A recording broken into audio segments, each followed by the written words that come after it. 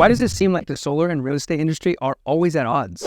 Today, we're going to watch and react to a realtor's video about how misinformation can sway the opinion of someone you rely on to sell or buy a home, which is no small deal. Do not buy a house with solar panels. And if you're about to sell a house, just know that you're most likely going to have to pay those solar panels off as well. She says not to buy a house with solar, but fails to mention that a lot of people pay for their solar with cash, which renders the rest of this video incorrect for this point. When you get sold on solar panels by a sales guy, this is what you always hear. They're so easily transferable. It's good for your home. It's good for the environment. Saves money on your bill. When she mocks the solar sales guy, she makes no distinction between a solar loan and a solar lease, both of which are very different animals. And she also doesn't distinguish between what a solar monthly payment would be. But what they do not tell you is that when they say they're easily transferable, whoever comes in to buy your next property has to go through the extensive loan process again, get their credit pulled, make sure that they can get approved for the loan. I suspect that's the case because she has no idea how to compare the two. And then she goes on to assume that nobody in the solar industry tells homeowners these details. And while there are crappy solar companies out there, a lot of them also are very upfront with homeowners. But as we know, people don't remember all the details covered in a transaction like this many years down the road, especially when it comes time to selling their home. Like buying a house, but like doing the loan process again with solar panels. But what most people don't tell you is that could affect your entire buying process. Here she implies that if you buy a house with solar panels, you have to go through some extensive loan process to get approved, when in reality, it's a soft credit pull that doesn't even require your full social in a lot of the cases. It could affect your debt to income and make you not get approved to buy the home. But what she doesn't do is talk about expectations for a home regarding the cost of electricity when you use high demand devices like air conditioning or heating with electricity.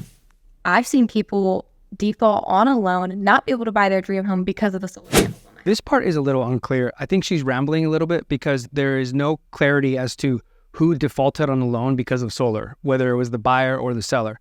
And if it was the seller, their default on a loan would not impact you as the buyer. I would even go as far as to say it's like purchasing a car when you're about to buy a house. You don't do that or you default on the entire process and you can't buy a house.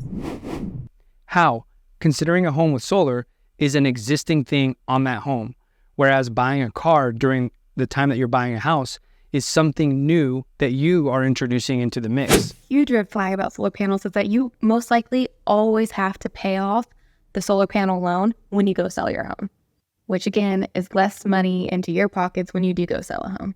That's not correct. You don't have to pay off the loan when selling your home. I personally sold my home that had solar and was financed with a loan. I did choose to pay off the loan because it allowed me to ask more for the home. However, the remaining balance was somewhere near $10,000. And in the 5 years that I had that system on my roof, I saved over $18,000, given that my monthly average when I installed solar was $350. When I sold the home, the average was closer to $400+. So that savings meant a lot to me. And more importantly, I was able to live comfortably in my house, running the AC to my heart's content, and not even one argument between my wife and I over the utility bills. And that is priceless. Hate when solar panel guys always say like, solar panels add so much value to my home. False again. They do not add value to your home. I've asked an appraiser this. I've talked about this with agents. They do not add value to your home, but they might add value to you. Is that value worth losing money at closing? No. It's actually a little irritating because value is in the eye of the beholder, which she actually points out. I speculate two things about this realtor. She's rather new to the real estate industry, has probably had her license for less than 2 years.